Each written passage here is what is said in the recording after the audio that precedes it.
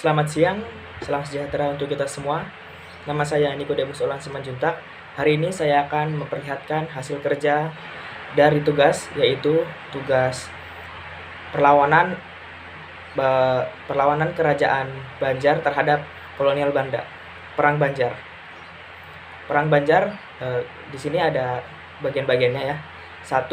Kerajaan Banjar, letak dan kekuasaan kerajaan Banjar. Nomor 2. Awal masuknya Belanda di kerajaan Banjar.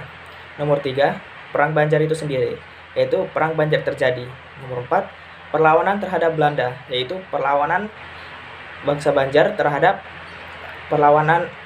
kerajaan Banjar terhadap kolonial Belanda. Kerajaan Banjar, nomor 1. Letak dan kekuasaan kerajaan Banjar. Kerajaan Banjar atau Banjarmasin terletak di Kalimantan Selatan.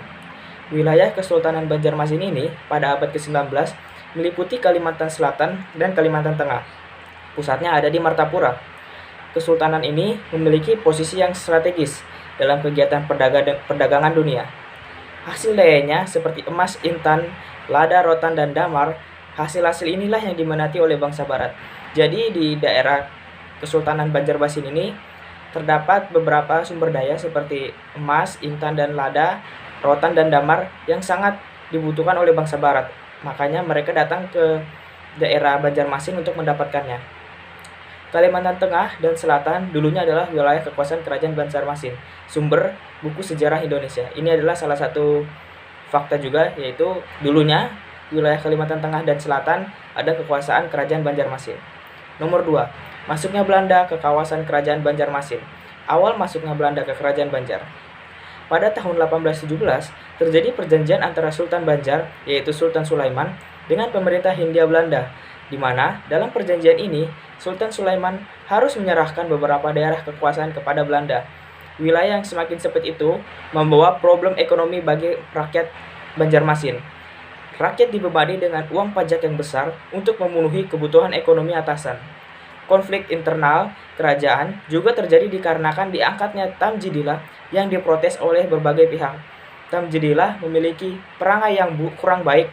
Dengan demikian, keadaan kerajaan semakin tajam dan kian tidak kondusif. Jadi Tamjidillah ini memiliki sifat yang kurang baik dan dia bersekutu dengan Belanda. Makanya dia kurang disukai dan diprotes oleh berbagai pihak. Menurut penambahan Muning, berdasarkan ilham atau firasat dalam bahasa Jawanya yaitu wisik, bahwa nasib dan keselamatan Kesultanan Banjarmasin tergantung kepada peran serta Pangeran Antasari, sepupu dari Pangeran Hidayatullah. Pangeran Antasari adalah juga seorang pangeran yang diperkirakan juga keturunan raja di Banjarmasin. Pangeran Antasari bergabung dalam gerakan Aling. Nomor 3. Perang Banjar. Perang Banjar terjadi pada tanggal 28 April 1859, orang Muning yang dipimpin oleh Panembahan Aling menyerbu kawasan tambang batubara di Pengaron. Para pejuang Muning berhasil membakar kawasan tambang batubara dan pemukiman orang-orang Belanda. Banyak orang-orang Belanda yang terbunuh dalam kejadian ini. Dengan demikian, berkobarlah Perang Banjar. Dengan kejadian itu, keadaan semakin kacau. Dengan buntutnya adalah turunnya Tamjidillah dari kekuasaan pada tanggal 25 Juni tahun 1859. Dengan demikian, Kesultanan Banjar ada di bawah kekuasaan Belanda sepenuhnya. Belanda mencoba membujuk Pangeran Hidayatullah untuk bersekutu, namun Pangeran Hidayatullah menolaknya mentah-mentah. 4. Perlawanan terhadap Belanda. Terjadinya perlawanan terhadap kolonial. Sementara itu, pasukan Antasari sudah bergerak menyerbu pos-pos Belanda di Martapura.